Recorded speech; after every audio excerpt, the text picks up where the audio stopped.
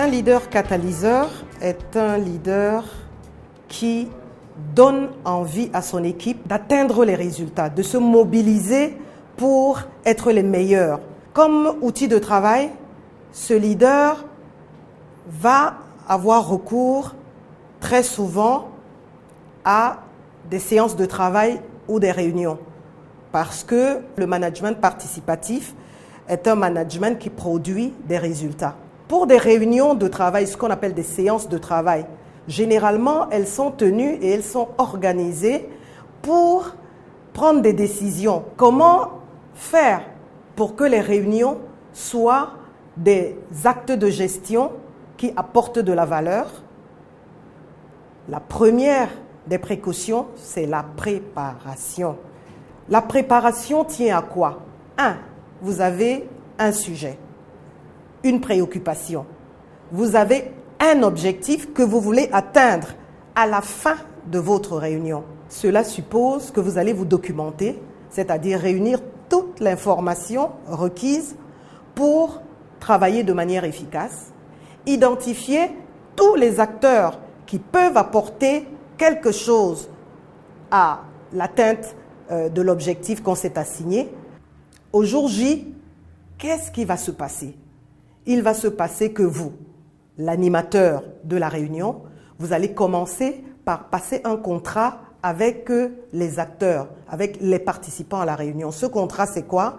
C'est toutes les règles qu'il va falloir observer au moment où vous allez entrer en plein dans votre réunion. Il s'agit du téléphone qui doit être fermé, il s'agit peut-être de comment il faut se présenter, mais il s'agit aussi de dire où sont les toilettes, parce que des fois, en pleine réunion, quelqu'un est embêté et il n'ose pas trop poser, ça peut créer une gêne. En même temps, vous rappelez l'ordre du jour. Si possible, vous mettez un timing sur chacun des points de l'ordre du jour, combien de temps vous voulez mettre là-dedans. Vous choisissez un rapporteur, parce que vous pouvez difficilement animer la réunion et prendre les notes. Vous choisissez un timekeeper qui va gérer le temps, parce que quand vous êtes lancé, vous pouvez ne plus être très regardant. Or, vous devez être efficace. Si la réunion doit se tenir en 2 heures, vous devez pouvoir produire le résultat attendu. Une fois que vous avez terminé avec ces préalables, maintenant vous allez respecter quelque chose qu'on appelle le cycle d'interaction. Parce que quand vous êtes en réunion avec les gens, vous êtes en interaction avec ces personnes. Et ces personnes sont en interaction avec les autres qui sont dans la salle. Il y a un processus précis qu'il faut respecter pour être sûr d'atteindre ces objectifs. Premièrement, introduire le sujet, clarifier le sujet. Quand vous avez fini de clarifier, maintenant vous développez.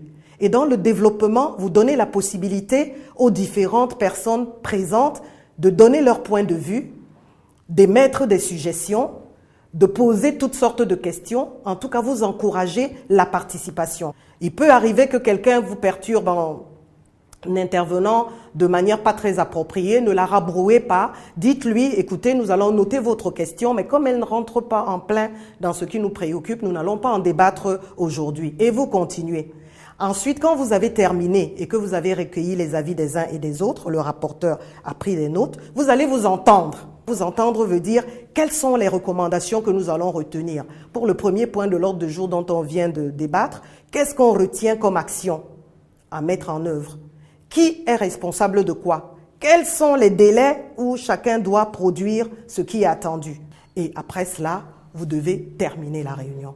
Terminer la réunion, c'est dire merci à tous ceux qui ont contribué. Mais pour que le cycle d'interaction ne soit pas une coquille vide, il y a ce qu'on appelle le processus d'interaction, parce que au moment où vous animez la réunion, vous essayez autant que faire se peut de respecter tout ce qu'un leader doit savoir.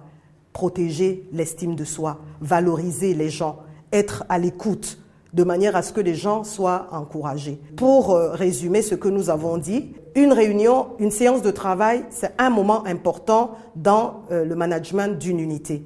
Le leader doit donc prendre ce moment-là au sérieux, donc préparer sa réunion, et ensuite, maintenant, au moment de la tenue de la réunion, mettre un contrat qui nous permet de travailler en toute liberté et dans le respect des uns et des autres.